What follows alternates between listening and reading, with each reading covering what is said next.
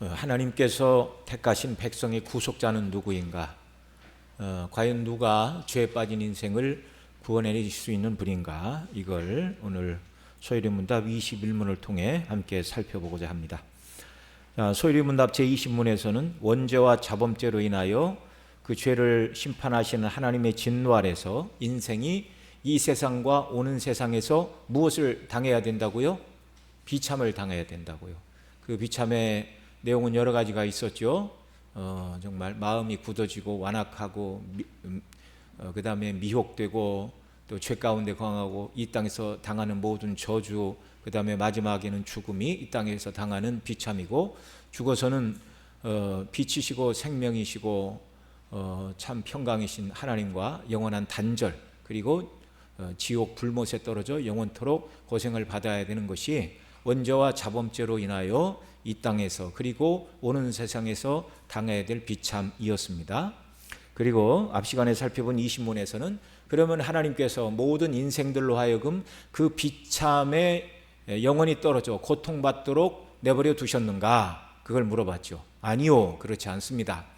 그 중에 이 행의 언약을 어겨서 하나님의 비참 아래 놓인 존재들 중에 하나님께서 구속자를 통하여 은혜 언약을 통하여 구원하기로 작정하신 자들이 있습니다. 그리고 오늘 21문에서 바로 그 택한 백성의 구속주가 누구인가를 묻고 가르치고 있습니다. 21문 제가 읽죠. 자, 하나님께서 선택하신 자들의 구속자는 누구이십니까? 저는 주 예수 그리스도이신데 그는 영원하신 하나님의 아들로서 사람이 되셨고 한 위의 양성을 가지신 하나님이시여 사람이셨으며 영원토록 그러하십니다. 아멘. 자, 여기서 우리를 선택하신 구속자가 누구인가 이렇게 묻고, 유일한 구속자는 예수 그리스도뿐인데 그분이 우리의 구속자가 되실 수 있는 이유는 그분은 참 하나님이시고 또한 참 사람이시기 때문에 그분은 우리의 영원한 구속자가 될 수 있다라는 걸 말하고 있어요. 이 내용으로 들어가기 전에 사람이 참된 구원을 얻기 위해서는 몇 가지 반드시 알아야 되고 반드시 깨달아야 되고 반드시 동의해야 되는 몇 가지 사실이 전제가 되어야 됩니다. 첫째는 온 우주와 인생은 하나님의 무엇이라고요? 창조물이라는 것을 깨닫고 인정하는 것입니다. 하나님이 안 계시고 하나님이 인생을 지으셨고 하나님이 그 인생의 심판자가 아니라면 구속자가 필요 있어요, 없어요? 없어요. 죽은 다음에 우리를 심판하시는 분이 하나님이 계시지 않다면 예수 믿을 필요가 있습니까, 없습니까? 이 세상의 모든 종교는 다 없어져야 됩니다. 물론 이제 사람들이 서로를 괴롭게 하지 않아야 되기 때문에 도덕과 윤리는 싸움을 멈추고 교양 있게 살기 위해서 도덕과 윤리는 필요할지 모르나 하나님이 계시지 않는다면 종교는 필요 없는 거예요. 그냥 이 땅에서 자기 원하는 대로 실컷 살다가 죽으면 끝입니다. 그러나 하나님이 계시고 사람이 이 땅만 살고 죽고 끝나는 것이 아니기 때문에 온 우주와 인생은 하나님의 창조물이라는 것을 깨닫고 인정하는 것. 두 번째, 하나님의 피조물인 사람은 창조주 하나님의 뜻대로 순종해야 될 의무 아래 있고 그 뜻은 율법이라는 것을 알아야 되는 것입니다.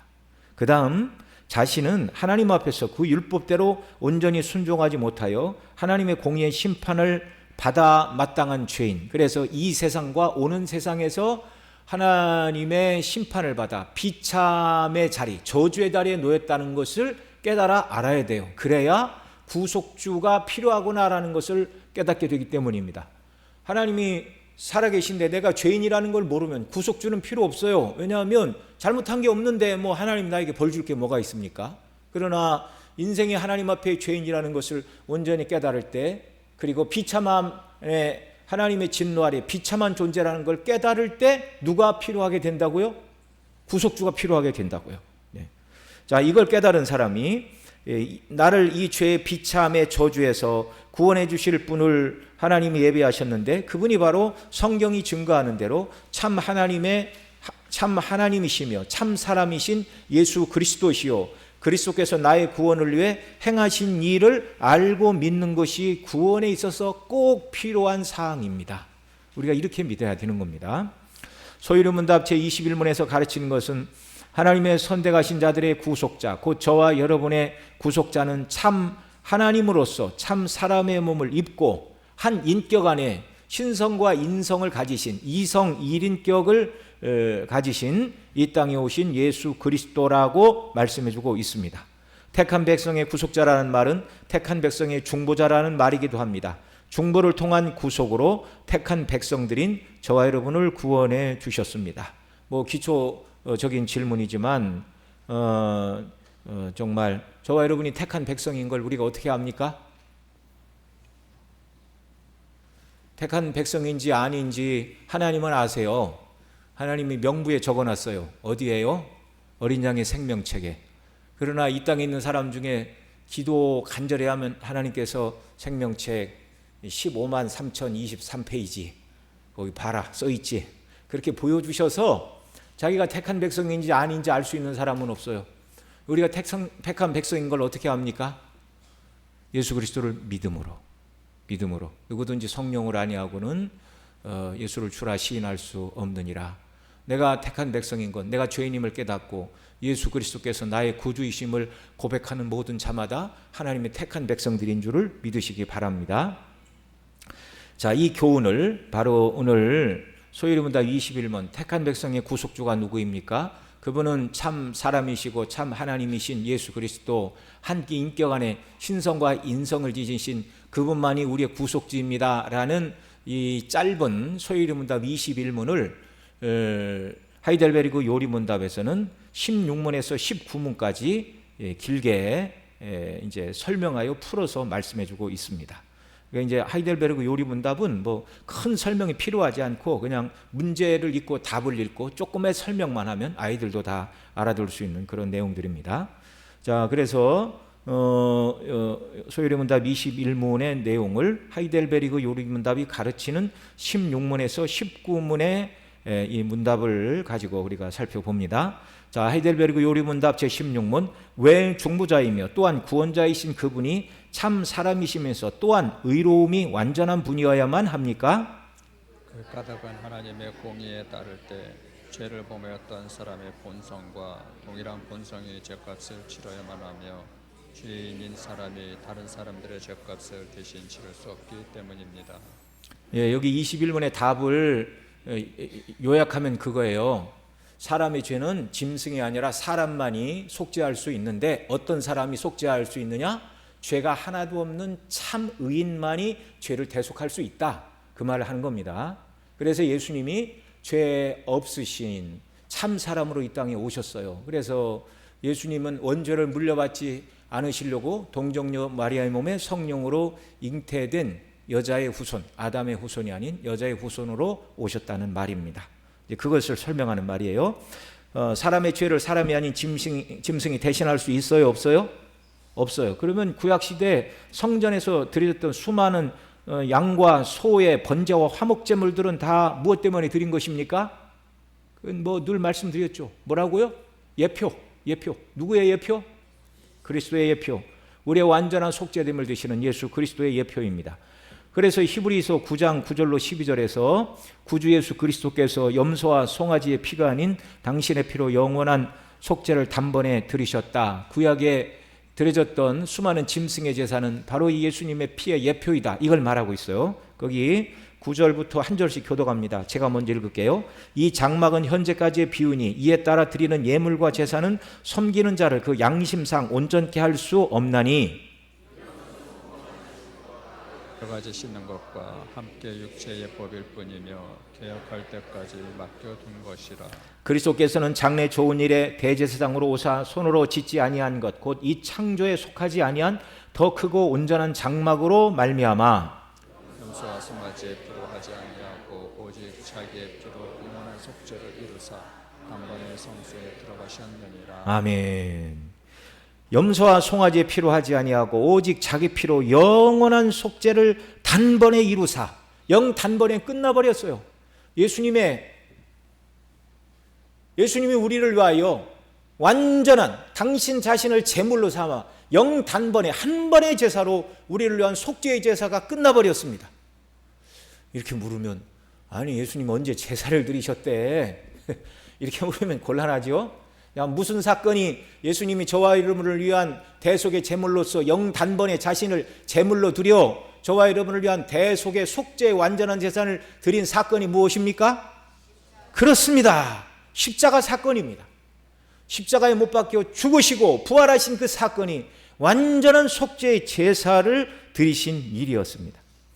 구약시대 성전 제사에 드려졌던 무수한 짐승의 제사는 진정한 죄값을 치러야 될 대속주이신 예수 그리스도를 예표하는 상징이었어요. 사람의 죄값은 누구만 담당할 수 있다고요? 사람만. 그래서 구약시대 성전에 드려진 모든 희생제물이 예표하는 것들은 참 사람이신 예수 그리스도를 예표하는 것이었습니다.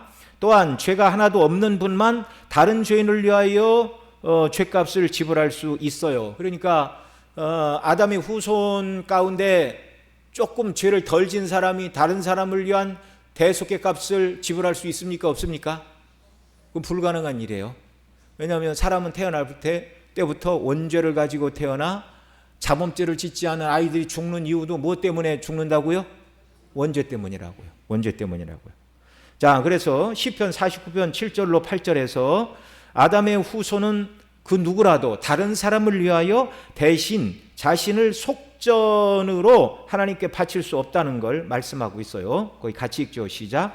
아무도 자기 형제를 구원하지 못하며 그를 위한 속전을 하나님께 바치지도 못할 것은 그들의 생명을 속량하는 것이 너무나 엄청나서 영원히 마련하지 못할 것임이니라. 아멘. 왜 사람은 다른 사람을 위한 속전의 값을 준비할 수가 없습니까? 그 값이 너무나 엄청나요. 생명을 속량하는 값은 너무나 엄청나 영원히 마련할 수가 없어요. 왜요? 죄가 하나도 없어야만 대속을 담당할 수 있기 때문에 그런 것입니다. 그래서 예수님은 동정녀 마리아의 몸에 성령으로 잉태되시고 죄 없이 이 땅에 태어나시고 일생 모든 율법에 완전히 순종하심으로 하나의 죄가 없으신 참 사람이신 예수님께서 십자가에서 죽으심으로 완전한 속죄의 제사, 화목의 제사를 드리셔야만 한 것이었습니다. 이 방식 이외에 다른 구원의 길이 있다고요? 없다고요? 없다고요.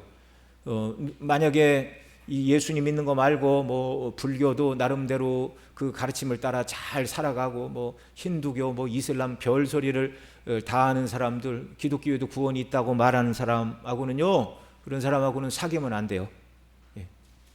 그 잘못된 교훈을 말하는 자들하고는 성경은 인사도 하지 말라고 그럽니다. 교제도 하지 말라고 그럽니다. 물들어요.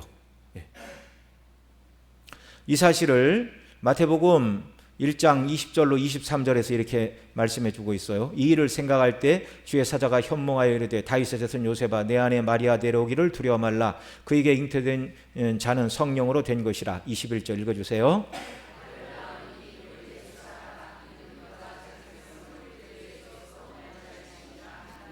자, 그러니까 예수님이 여기까지 읽은 거 보면 자, 성령으로 잉태되셨어요. 왜요?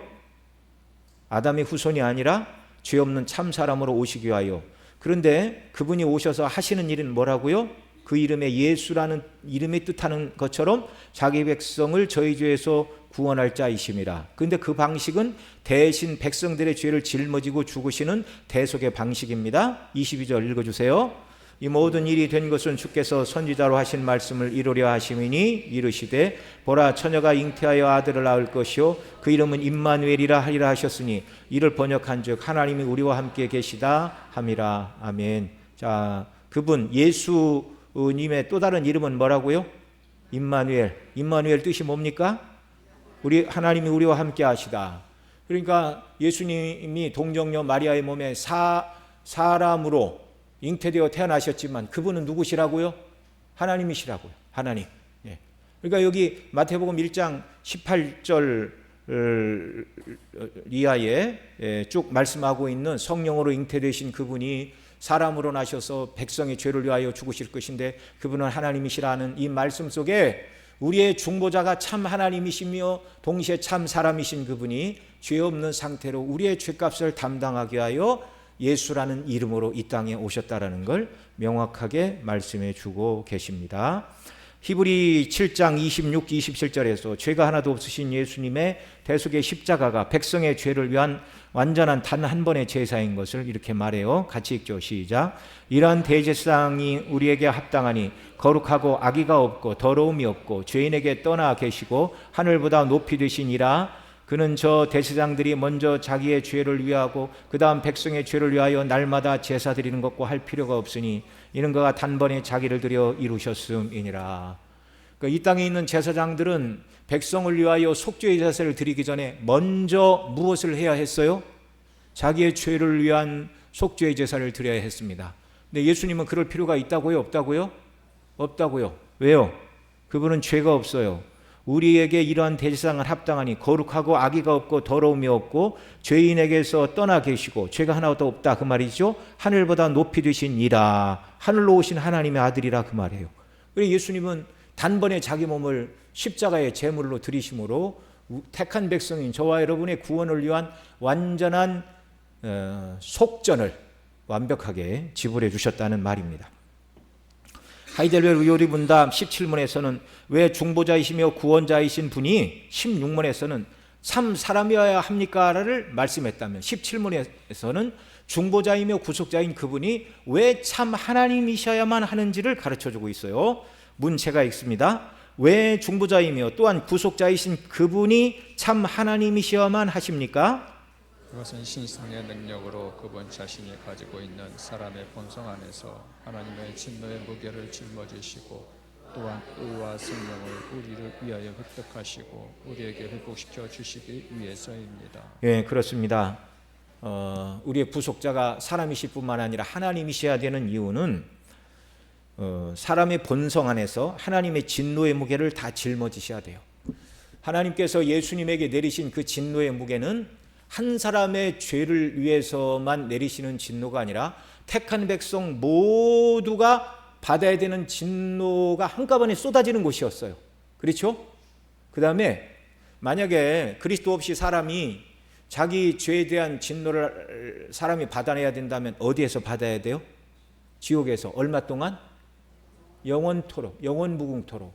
그런데 하나님이신 그분이 사람의 몸을 입고 우리 대신 죄값을 받아내셨기 때문에 십자가에 의해서 6시간이면 충분했던 거예요. 사람이라면 인생 모두의 죄에 대하여 진노하신 하나님의 죄의 무게를 인성이 감당할 수 있다고요? 없다고요? 감당할 수가 없다고요. 감당해낼 수가 없다고요. 그래서 사람의 본성 안에서 하나님의 진노의 무게를 짊어지시고 또 의와 생명을 우리를 위하여 획득하시고 우리에게 회복시켜 주시기 위해서 하나님이신 그분이 사람의 몸을 입고 이 땅에 오셔서 십자가에서 구속을 이루셔야만 했다 그 말입니다. 이제 그 밑에는 그걸 설명하는 말들이에요. 또한 하나님의 영원한 심판 아래 놓인 인간의 죄를 짊어질 참 중보자는 택한 백성 모두의 죄값을 치러줄 무한한 의의 가치를 이룰 수 있는 분이어야만 합니다. 그래서 이사야 9장 6절로 7절에서 우리를 중보자가 악의로 오실 것인데 그분이 무한하신 하나님이라는 것, 악의로 오실 그분이 무한하신 하나님이라는 걸 이렇게 말해요. 같이 읽죠. 이는 한 아기가 우리에게 낳고 한 아들을 우리에게 주신 바 되었는데 그 어깨에는 정사를 메었고 그의 이름은 기묘자라 모사라 전능하신 하나님이라 영존하시는 아버지라 평강의 왕이라 할 것임이라. 그 정사와 평강의 더함이 무궁하며 또 다윗의 왕자와 그의 나라에 군림하여 그 나라를 굳게 세우고 지금 이후로 영원히 정의와 공의로 그것을 보존할 것이라. 만군의 여호와 열심히 이 일을 이루시리라. 아멘. 한 아기가 나셨는데 기묘자 모사 전능하신 하나님 영존하신 아버지 평강의 왕, 이건 사람에게 쓸 수 있는 표현이 아니에요. 아기로 오신 예수 그리스도가 하나님이신 것을 말씀하고 있습니다. 그런 분이 아니라면 우리의 구속자와 중보자가 되실 수 없기 때문입니다. 만일 택한 백성 모두의 죄값을 치러줄 무한한 의의 가치를 이룰 수 있는 분이 없다면 인생은 소망을 찾을 수가 없어요. 택한 백성 모두의 죄값을 치를 수 있으며 또 하나님의 의의 기준에 비추어 완전한 의와 생명을 획득하여 우리에게 돌려주실 수 있는 중보자라면 그분은 참 하나님이셔야만 합니다.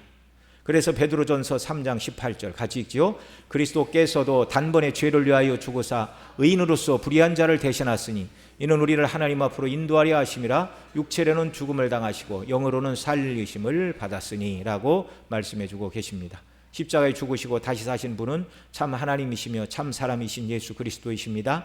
이 구원을 이루셔야 했기에 하나님 아버지께서 우리 구원을 위하여 택하신 중보자와 구원자이신 예수님은 참 하나님의 아들이신 성자께서 사람의 몸을 입으시고 이 땅에 출생하셔야만 했습니다. 자, 하이델베르그 요리문답 18문에서는 우리의 중보자가 어떻게 참 하나님이시며 동시에 참 사람이 되실 수 있는지를 가르쳐주고 있어요. 문제가 있습니다. 그런데 누가 참 하나님이시며 동시에 참 사람이시면서 또한 참으로 의로운 분이신 그와 같은 중보자이십니까? 우리 주 예수 그리스도가 그러한 중보자이십니다. 주님은 하나님이시며 우리를 구원하기 위하여 지혜와 의와 거룩과 구속함이 되신 분, 즉 우리를 죄에서 해방시키고 하나님 앞에서 의롭게 하기 위하여 우리에게 오신 참 하나님이시며 참 사람이신 우리의 중보자와 구속자, 그분이 누구인가? 바로 예수 그리스도다라는 말이죠. 죄인의 중보와 구속주께서 참 하나님이시면서 동시에 참 사람이신 것을 아는 것은 기독교 진리의 핵심 중에 하나입니다. 오직 기독교에만 구원이 있다고 단호하고 자신 있게 말할 수 있는 이유는 우리의 구원자가 인생을 창조하신 참 하나님의 아들이시며 동시에 우리의 죄를 대속하기 위하여 우리와 같은 몸을 입고 성령으로 잉태되셨으나 여자의 후손으로 오사 죄 없으신 예수 그리스도이신 것을 아는 것입니다. 앞서 우리 마태복음 1장 쭉 읽었죠. 바로 이 예수님만이 우리의 중보자가 되십니다. 여러분, 오늘날 한국에 수많은 재림 예수가 많이 있어요. 뭐 누구도 예수, 누구도 예수, 누구도 예수 그러는데 그분들이 아무리 착하고 공부를 많이 했어도 우리의 중보자, 우리의 구속주가 될 수 없는 이유가 무엇입니까? 오늘 우리가 배운 내용만 갖고 한번 얘기해 보세요. 그들은 뭐예요? 그들은 하나님이 아니에요. 자기가 재림예수라고 말하는 사람, 그 사람 이름이 어디 성경에 있어요? 내가 예수 그리스도 말고 다른 예수 그리스도 말고 다른 내 아들을 성자 말고 다른 성자가 있다는 얘기를 성경에 기록되어 있습니까? 하늘로 올라가신 그분이 사람의 몸을 입고 다시 온다는 얘기가 있어요? 그 오늘날 자기가 뭐 재림주라고 별소리를 다 해도 그는 사람일 뿐이에요. 그래서 우리의 구속주가 될 수 없는 거고, 두 번째는 그 사람들은 누구의 후손이에요? 아담의 후손. 뿐만 아니라 악한 영에 사로잡혀 비진리를 증거하는 사단 마귀에 붙들려 쓰임받는 땅에서 올라온 짐승입니다. 악한 짐승. 수많은 사람을 악으로 끌고 가는 그들이 받을 지옥의 심판은 더 클 것입니다. 그래서 여러분, 절대 사람 누구가 하늘에서 불을 내리고 땅을 가르고 별 이적을 다 행한다 할지라도 절대로 속지 마십시오. 사단 마귀도 그런 악한 일을 행하는 거예요. 우리 구속주는 예수 그리스도밖에 없습니다. 왜 기독교만 구원이 있고 다른 종교는 구원이 없다고 말하는가? 너무 믿지 않는 세상 사람들은 기독교는 굉장히 오만하다고. 제가 언젠가도 말씀을 드렸죠. 저 초등학교 같이 다니던 동네 친구가 있는데 예수님만 믿어야 구원을 받습니다. 그러면 오만이야, 오만. 내 귀에다 대고. 네. 왜 절에 가는 사람은 뭔데 그래서 그렇게 믿으면 구원을 못 받아. 네, 그 친구가 지금 뭐 하고 있는지 모르겠는데, 여러분, 예수 그리스도만 우리의 구주라는 얘기를 들을 때 우리의 마음 한켠으로 다른 종교도 구원이 있다고 그러지 너무 기독교만 독선적인가 그런 생각이 들어요? 아니면 너무너무 감사하고 영광스러워요? 너무너무 감사하고 영광스러운 거예요. 하나님의 아들이 사람의 몸을 입고 누구를 위해서? 바로 내 죄를 대신 짊어지시고 구주께서 나를 구원하기 위하여 죽으셨다. 오직 나 한 사람만 구원하시기 위하여 죽으신 것처럼 그렇게 믿으시기 바랍니다. 택한 백성 모두를 위해 죽으셨지만 우리 각자는 바로 예수 그리스도, 그분이 오직 나만을 위하여 이 땅에 오셨고 하늘 영광을 버리셨고 나만을 위하여 모든 율법에 순종하셨고 나만을 위하여 율법 십자가에 못 박혀 죽으신 것처럼 그렇게 믿어야 돼요. 그래야 그 사랑을 온전히 깨닫고 감사와 기쁨과 감격에 넘치고 주님이 명하시고 뜻하신 바대로 기쁨으로 순종하며 살아갈 수가 있는 것입니다. 자, 그 4페이지 밑에 달라. 오직 예수님께서만이 죄인인 우리의 지혜와 의로움과 거룩함이 되셨습니다. 인생의 범죄함으로 잃어버린 지혜, 의로움, 거룩함을 우리에게 회복시켜 주시는 분이시며 오직 이 예수님을 믿음으로만 구원을 받습니다. 이 사실을 고린도전서 1장 30절로 31절에서 이렇게 말해요. 같이 읽습니다. 너희는 하나님으로부터 나서 그리스도 예수 안에 있고 예수는 하나님으로부터 나와서 우리에게 지혜와 의로움과 거룩함과 구원함이 되셨으니 기록된 바 자랑하는 자는 주 안에서 자랑하라 함과 같게 하려 함이라. 아멘. 예수 그리스도만이 우리의 참된 지혜가 되셨고 의로움과 거룩함이 되셨어요. 다 우리가 범죄함으로 잃어버렸던 것들 아닙니까? 그리고 이것을 회복시켜 주시고 우리의 구원함이 되신 분이십니다. 하이델베르그 류문답 19문에서는 이러한 진리를 우리가 어떻게 알 수 있는지를 가르쳐주고 있어요. 자, 19문. 당신은 이러한 진리를 어떻게 알았습니까? 이렇게 바꿔서 묻겠습니다. 자, 여러분 답을 읽어보세요. 거룩한 복음을 통해서 압니다. 하나님께서는 직접 이 복음을 인간을 창조하신 후 낙원에서 알리셨으며 인간이 타락한 후에는 족장들과 선지자들을 통하여 반포하셨고 복음의 진리가 어떤 것인지에 대해 율법의 제사와 여러 의식들을 통하여 미리 표상으로 보여주셨고 마지막에는 그의 사랑하시는 독생자를 통하여 실제로 완성하셨습니다. 아멘. 이 영광스러운 복음의 진리 우리가 어떻게 아는가? 복음을 통해서 성경을 통해서만 깨닫습니다. 하나님께서 죄인의 구원을 위하여 하나님의 아들이 사람의 몸을 입고 이 땅에 태어나게 하심으로 구원하실 복음의 약속은 성경 전체에 걸쳐 기록되고 있습니다. 신구약 66권은 바로 예수 그리스도를 통한 구원의 복음을 증거하고 있어요. 그래서 루터는 구약 성경은 예수 그리스도가 누워있는 구유라고 그렇게 말했습니다. 아담이 범죄하자마자 창세기 3장 15절에서 내가 너로 여자와 원수가 되게 하고 내 후손도 여자의 후손과 원수가 되게 하리니 여자의 후손은 내 머리를 상하게 할 것이요 너는 그의 발 뒤꿈치를 상하게 할 것이니라 라고 뱀에게 말씀하셨어요. 여자의 후손, 곧 그리스도를 통한 구원을 말씀해 주셨습니다. 요한계시록 12장에서는 여자의 후손으로 오신 분은 구속을 이루시고 하나님 앞과 보좌 앞으로 올려가신 예수 그리스도이신 것을 이렇게 말해요. 1절로 6절 한 절씩 교독합니다. 하늘에 큰 이적이 보이니 해를 옷 입은 한 여인이 있는데 그 발 아래는 달이 있고 그 머리에는 12별의 관을 썼더라. 이 여자가 아이를 베어 해산하게 되매 아파서 애를 쓰며 부르짖더라. 하늘에 또 다른 이적이 보이니 보라 한 붉은 용이 있어 머리가 7이요 뿔이 10이라 그 여러 머리에 7 왕관이 있는데 그 꼬리가 하늘의 별 3분의 1을 끌어다가 땅에 던지더라. 용이 해산하려면 여자 앞에서 그가 해산하면 그 아이를 삼키고자 하더니 여자가 아들을 낳으니 이는 장차 철장으로 만국을 다스릴 남자라 그 아이를 하나님 앞과 그 보좌 앞으로 올려가더라.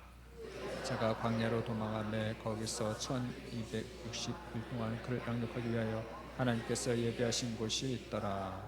아멘. 우리 계시록 12장 우리 살펴볼 때 이 부분 공부하면서 살펴본 것처럼 이 여자는 교회를 말합니다. 교회가 낳은 이 아이 그냥 어린아이가 아니라 이분이 어떤 분이에요? 여자가 아이를 낳은 이는 장차 철장으로 만국을 다스릴 남자라. 시편 2편이 말하던 철장으로 만국을 다스리는 예수 그리스도 그 아이를 하나님 앞과 보좌 앞으로 어떻게 했다고요? 올려갔다고요. 십자가의 구속을 완성하시고 예수님이 하늘로 승천하신 것을 말씀하는 내용입니다. 자, 이 예수님이 바로 이사야 9장 6절로 7절에서 아까 우리가 살펴본 것처럼 한 아들을 우리에게 주셨는데 그분의 어깨에는 정사를 메었고 이름은 기묘자 모사 전능하신 하나님 영존하신 아버지 평강의 왕이라. 사람에게 쓸 수 없는 그 이름을 쓰고 있어요. 그 아기가 하나님의 아들이시기 때문에 그렇다는 말입니다. 다윗의 후손으로 오신 중보자요 구속자 예수 그리스도는 다윗의 주님이신 하나님의 아들이셨습니다. 그러니까 우리의 구속자요 중보자이신 그분은 참 사람으로 오신 다윗의 후손이나 그러나 다윗의 주이신 다윗의 하나님이셨어요. 이 사실을 마태복음 22장 41절로 46절에서 그리스도가 누구의 후손이냐고 예수님이 물으시면서 이 교훈을 주셨습니다. 여기 한 절씩 읽겠습니다. 바리새인들이 모였을 때 예수께서 그들에게 물으시되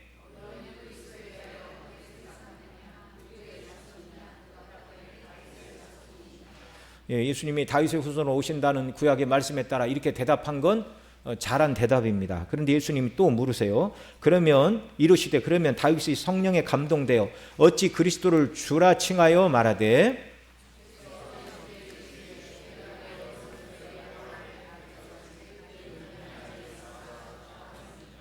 여기 44절은 시편 110편 1절의 말씀인데 앞에서 주께서는 성부이고 내 주께 말할 때 뒤에 나오는 주께는 성자입니다. 자, 성부께서 성자에게 이르시되 내가 성부께서 내 원수 성자의 원수들을 내 발 아래 성자의 발 아래 둘 때까지 너는 내 우편에 앉았으라 이렇게 말씀해 주셨어요. 그러니까 그리스도가 다윗의 후손으로 온다고 했는데 그 메시아에 대하여 다윗이 내 주라고 말했는데 어떻게 메시아가 다윗의 후손이 될 수 있느냐 이렇게 물으셨다는 말입니다. 그러자 46절 한마디도 능히 대답하는 자가 없고 그날부터 감히 그에게 묻는 자도 없더라.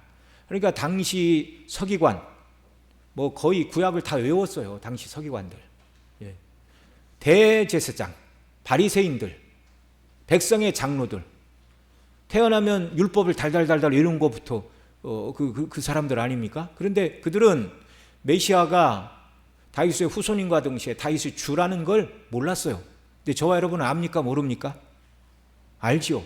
그러니까 저와 여러분이 예수님 당시 성경을 달달달달 외웠던 박사 소리를 듣던 서기관들보다 훨씬 성경 지식이 뛰어난 사람들이에요. 누가 이걸 알게 하셨어요? 성령께서 알게 하셨어요. 성령께서.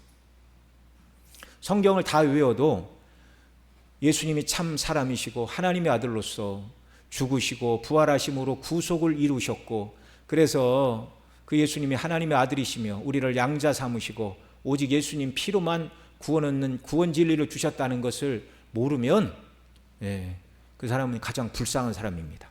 가장 불쌍한 사람입니다. 예수 그리스도만이 우리를 하나님의 영원한 진노에서 구원하여 주실 유일한 중보자요 구속주이십니다.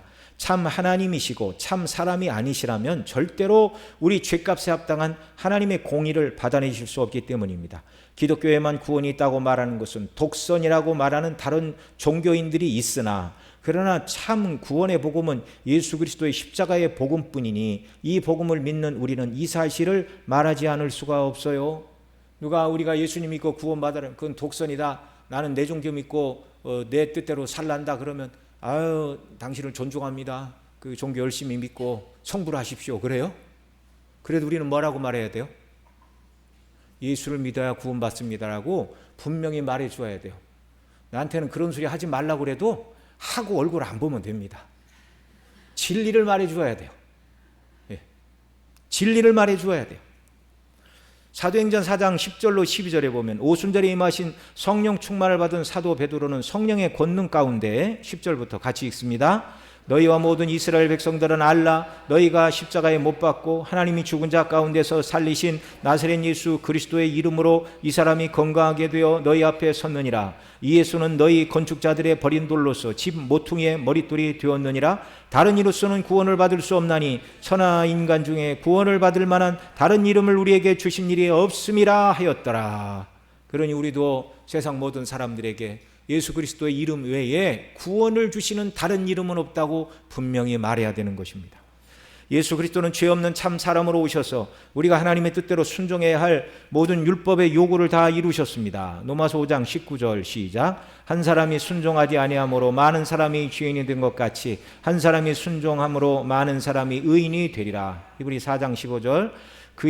그는 모든 일에 우리와 똑같이 시험을 받은 이르되 죄는 없으시니라. 자, 뿐만 아니라 택한 백성들 곧 저와 여러분의 모든 죄짐을 대신 짊어지시고 십자가에서 대속의 피를 흘려 죽으심으로 우리의 모든 죄값을 대신 지불하셨습니다. 예수님이 행하신 큰 두 가지 일, 저와 여러분을 대신하여 율법에 순종하셨고 우리의 죄짐을 지시고 십자가에 못 박혀 죽으신 이 의, 능동적인 순종과 수동적인 순종, 그것만이 의가 되어 그 예수님을 믿을 때 우리를 의롭다고 하시는 근거가 되는 것입니다. 마지막 십자가에 운명하실 때 우리 주님은 다 이루었다, 헬라어로 테텔레스타이, 모든 값이 다 지불되었다, 완결되었다, 더 이상 남은 것이 없다, 그런 말입니다.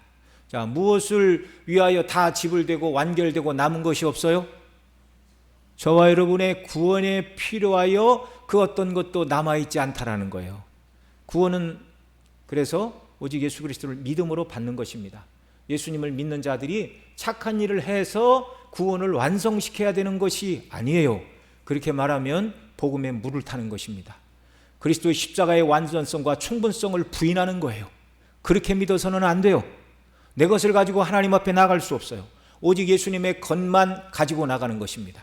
그리스도께서 이루신 완전한 율법의 유오고 우리를 대신하신 속죄의 완전성을 믿고 나아갈 때 하나님께서 우리를 의롭다 하시고 그것을 근거로만 구원해 주시는 것입니다. 우리로 이 복음을 온전히 깨달아 알게 하시는 분은 하나님의 성령이십니다. 그래서 우리는 성령의 충만을 구해야 돼요. 예수님께서는 요한복음 14장 25절 26절 같이 읽습니다. 내가 아직 너희와 함께 있어 이 말을 너희에게 하였거니와 보혜사 곧 아버지께서 내 이름으로 보내실 성령 그가 너희에게 모든 것을 가르치고 내가 너희에게 말한 모든 것을 생각나게 하시리라. 아멘. 하나님의 말씀, 그 말씀의 핵심은 예수 그리스도의 구원의 진리의 복음을 우리로 하여금 깨닫게 하시고 생각나게 하게 하시고 적용하게 하시고 그 뜻대로 순종하게 하시는 분이 누구라고요? 성령님이라고. 그래서 우리는 날마다 성령의 충만을 간구해야 되는 것입니다. 성령의 감동이 올 때는 소멸하지 말고 성령의 감동에 순종하는 자녀가 되어야 돼요. 성령은 인격이십니다. 우리를 감동하실 때 그 감동을 무시하면 성령의 감동은 사그러드는 거예요. 그러니 우리는 성령님으로 말미암아 복음의 말씀을 온전히 깨닫고 예수님을 구주로 믿는 믿음으로 견고히 서서 흔들리지 말고 항상 주에 힘쓰는 자들이 되게 하시기를 간구해야 합니다. 고린도전서 15장 58절 같이 읽습니다. 그러므로 내 사랑하는 형제들아 견실하며 흔들리지 말고 항상 주 일에 더욱 힘쓰는 자들이 되라. 이는 너희 수고가 주 안에서 헛되지 않은 줄 알매니라. 아멘. 예수님을 믿는 믿음으로 행한 우리의 모든 수고는 헛되지 않습니다. 하나님이 살아계시고 그 모든 선한 행위에 따라 반드시 상급으로 갚아두실 날이 우리를 기다리고 있는 것입니다. 자, 이 말씀 붙들고 함께 기도하겠습니다.